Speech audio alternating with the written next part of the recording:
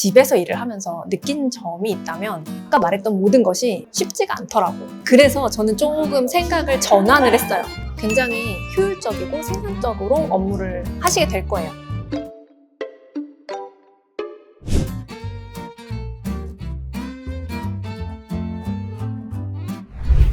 사람들이 이제 저한테 디지털 노마드라고 되게 부러워해요. 이렇게 카페에 나와서 낮에도 일을 할 수 있고 해외여행 가서도 일을 하고 하니까 되게 부러워한다? 근데 사실 처음에 내가 회사 그만두고 내 사업을 하려고 생각을 했을 때 내가 무슨 디지털 노마드 사업을 하려고 한 게 아니란 말이에요.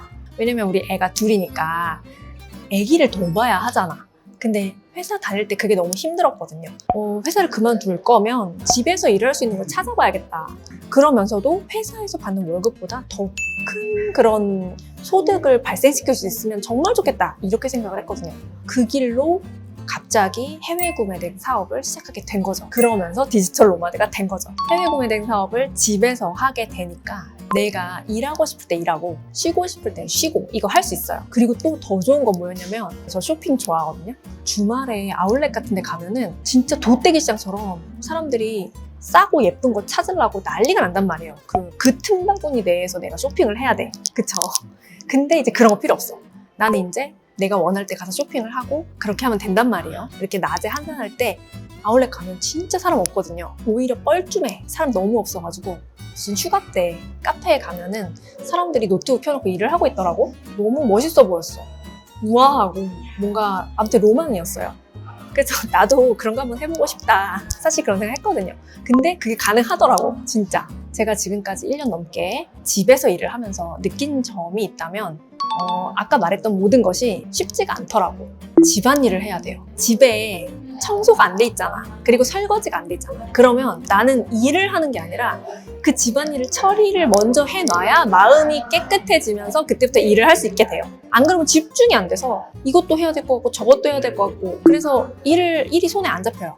해외 구매 대행으로 돈을 겁나 잘 벌었어. 그래도 집안일은 해야 되더라고요. 집에 있는 사람이 집안일을 하는 게 맞잖아요. 난 집에서 노는 건 아니지만 어쨌든 집에 있잖아. 그럼 집안일을 해야지. 저 애가 둘이거든요. 이제 아이 엄마니까 아이들을 챙겨야 돼요.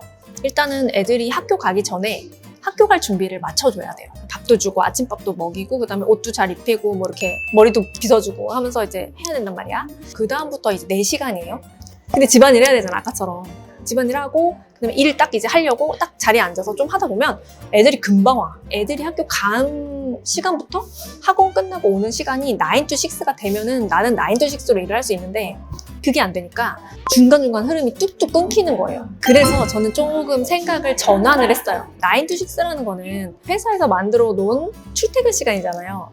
근데 나는 회사 다니지 않잖아. 근데 왜 내가 9 to 6를 지켜야 되냐고.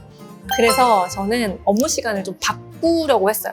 일단은 애들이 일어나기 전 시간에 나는 일을 하자.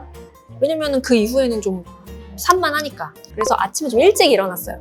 뭐 5시부터 6시 반까지 막 이런 식으로 1시간 반이잖아요. 그러니까 1시간 반 업무 시간을 확보를 일단 하는 거예요. 그 다음에 학교 간 다음에 3시간 그리고 그 뒤에 산만한 또 이제 업무 시간 이렇게 쪼갰어요.